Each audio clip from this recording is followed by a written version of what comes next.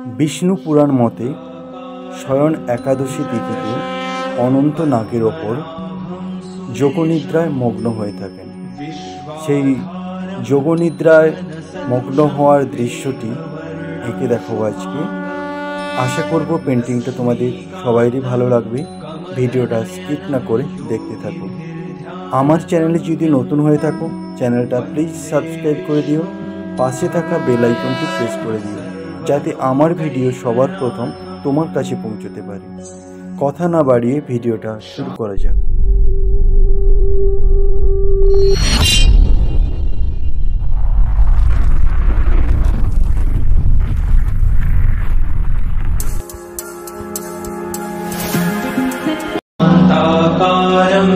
भुजगशयनं पद्मनाभं सुरेशं विश्वाधारं गगनसदृशं मेघवर्णं शुभांगं लक्ष्मीकान्तं कमलनयनं योगिभिर्ध्यानगम्यं वन्दे विष्णुं भवभयहरं सर्वलोकैकनाथम्। शान्ताकारं भुजगशयनं पद्मनाभं सुरेशं विश्वाधारं गगनसदृशं मेघवर्णं शुभांगं लक्ष्मीकान्तं कमलनयनं योगिभिर्ध्यानगम्यं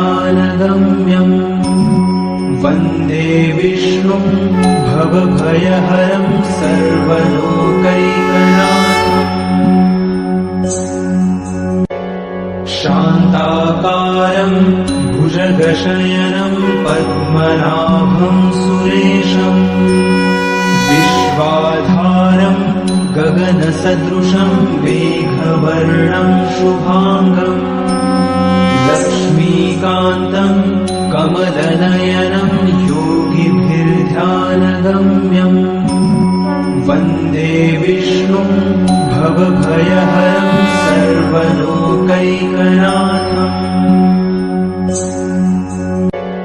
शान्ताकारं भुजगशयनं पद्मनाभं सुरेशं विश्वाधारं गगनसदृशं मेघवर्णं शुभांगं लक्ष्मीकान्तं कमलनयनं योगिभिर्ध्यानगम्यं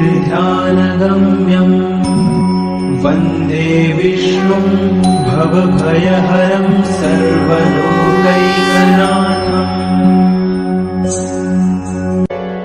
शान्ताकारं भुजगशयनं पद्मनाभं सुरेशं विश्वाधारं गगनसदृशं मेघवर्णं शुभांगं लक्ष्मीकान्तं कमलनयनं योगिभिर्ध्यानगम्यं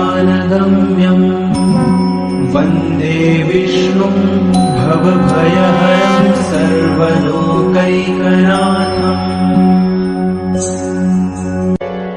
शान्ताकारं भुजगशयनं पद्मनाभं सुरेशं विश्वाधारं गगनसदृशं मेघवर्णं शुभांगं लक्ष्मीकान्तं कमलनयनं योगिभिर्ध्यानगम्यं वन्दे विष्णुं भवभयहरं सर्वलोकैकनाथम्।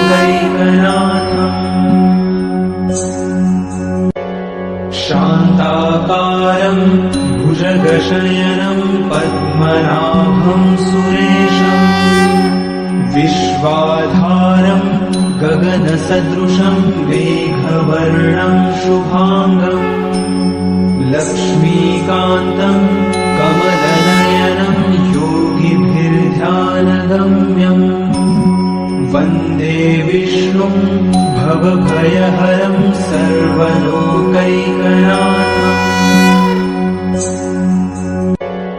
शान्ताकारं भुजगशयनं पद्मनाभं सुरेशं विश्वाधारं गगन गगनसदृशं मेघवर्णं शुभाङ्गम् लक्ष्मीकान्तं कमलनयनं योगिभिर्ध्यानगम्यम् वन्दे विष्णुं भवभयहरं सर्वलोकैकनाथम्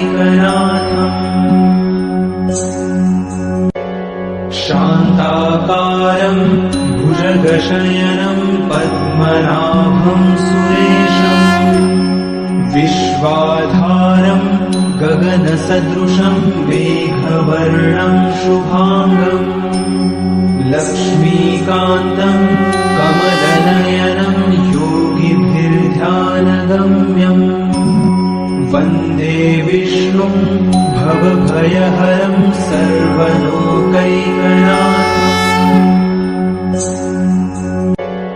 शान्ताकारं भुजगशयनं पद्मनाभं सुरेशम् विश्वाधारं गगनसदृशं मेघवर्णं शुभाङ्गम् लक्ष्मीकान्तं कमलनयनं योगिभिर्ध्यानगम्यम्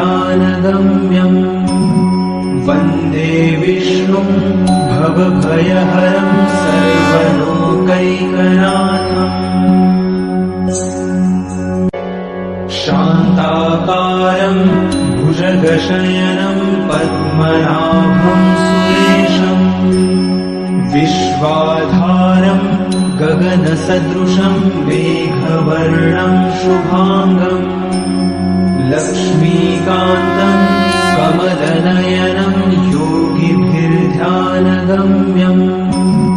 वन्दे विष्णुं भवभयहरं सर्वलोकैकनाथम्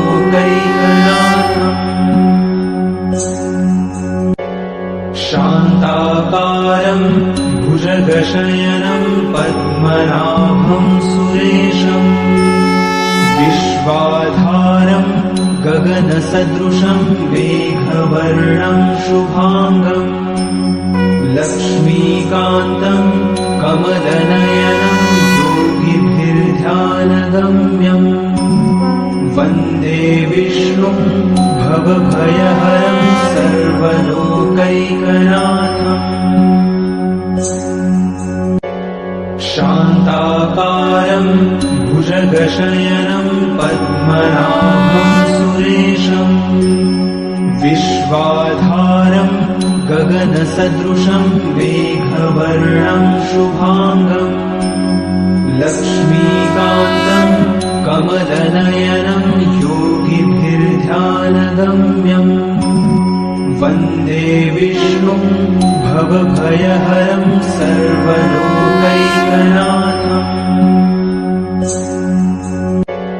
शान्ताकारं भुजगशयनं पद्मनाभं सुरेशम् विश्वाधारं गगनसदृशं मेघवर्णं शुभाङ्गम् लक्ष्मीकान्तं कमलनयनं योगिभिर्ध्यानगम्यम् वन्दे विष्णुं भवभयहरं सर्वलोकैकनाथम्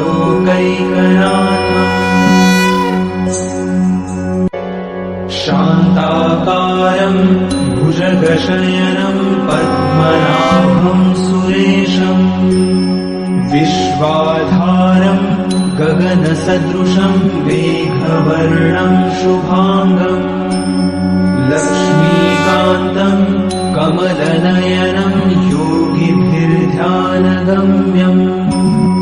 वन्दे विष्णुं भवभयहरं सर्वलोकैकनाथम् शान्ताकारं भुजगशयनं पद्मनाभं सुरेशम् विश्वाधारं गगनसदृशं मेघवर्णं शुभाङ्गम् लक्ष्मीकान्तं कमलनयनं योगिभिर्ध्यानगम्यम् वन्दे विष्णुं भवभयहरं सर्वलोकैकनाथम्